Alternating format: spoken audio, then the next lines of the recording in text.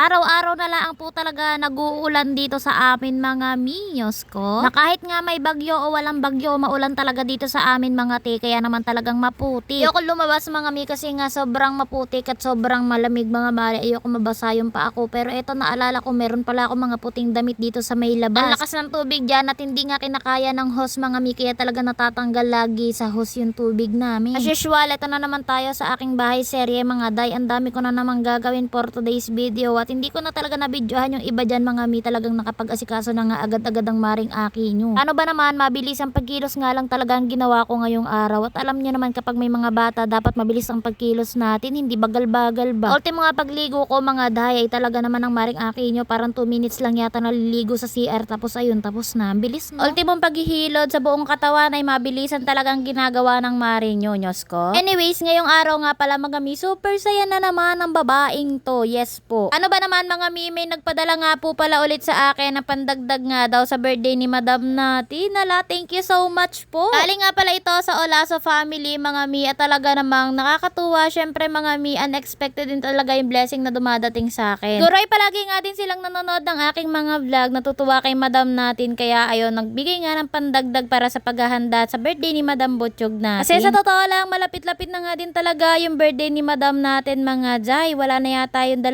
linggo. Actually mga mi, October 27 talaga birthday ni Madam natin. And 26 namin gaganapin para linggo, para maraming makadalo sa birthday niya. Gusto ko kasi yung madaming makadalo para mas masaya. Siguro mga saktong 27 ay mag-family bonding kami mga mare. Tapos ayun, mag-Jollibee na nga din, na sponsor nga din pala at bigay nga din kay Madam natin. By the way mga mi, follow nyo din po pala yung Olaso family. Ilalagay ko yung link nila dyan or yung account nila dyan sa may comment section natin para ma-follow nyo din sila mga mima ko. Anyways, balik tayo sa kwento mga zay. Ito nga maring akin nyo, naglinis sa bahay, ligpit-ligpitan ng person para nga talaga may maibidyo. Dahil nga malamig ang panahon, hindi muna maliligo ang babaeng to kasi naligo naman ako kahapon. Ganon din yung mga bata, hindi ko na din niliguan kasi nga malamig. Baka nga kasi magkasipon silang dalawa, lalo na si Madam, magba-birthday pa naman ng babaeng to. Nagrilamos nga lang pala ako dyan mga mi, tapos nagsipilyo na din para syempre kahit nasa bahay, fresh tayo. Aga nga din palang umalis ang Daddy Jano dahil nga may work siya, kahit may bagyo mga mi, nagtatrabaho ang Daddy Jano. Kaya maaga pa lang umalis na siya dito sa bahay namin. Naglagay nga din pala ako dito ng kaunting sunscreen dahil maya-mayanan pagdating ng Daddy Jano ay aalis naman ang maring aki nyo, may pupuntahan laang. Naglagay ako ng Skin Ever na sunscreen mga mi, na pwede talaga to sa buong katawan tsaka sa muka. And yan, kung mapapansin nyo, medyo maputi siya dyan. Pero mga mi, sa camera ko laang yan. Alam nyo ba itong sunscreen na to, nakakaputi talaga tingnan mga mare. Lalong-lalo na kapag nasa labas, hindi halata. Hindi siya ganyan mga mi kapag nasa labas, kapag gagamitin nyo siya. Kahit nga maulan, naglagay ako ng sunscreen na to mga mi. Ang ganda nga din kasi talaga, lalo na sa personal. Laki ng pagbabago mga mare dito sa nilagyan ko dito sa braso ko tsaka sa wala pang nilagay. Ang dami nga din palang good reviews mga mare dito sa sunscreen na to. O diba, ang laki ng pinagbago nung aking braso dito sa hindi pa nilagyan. So para pantay, naglagay nga din pala ako dito sa kabilang braso ko mga zay. O diba, para talagang pantay na pantay at maging maputi tingnan ng maring aki nyo. Pero hindi yan white cast mga mi ha. Huwag kayo mag-alala, ibibidyo ko din kung saan nga pala ako pupunta mamaya mga mi, at ipapakita ko sa inyo nyos ko. O siya mga mi, hanggang dito na lang din muna ang aking video for today. Yun lang, bye bye, God bless.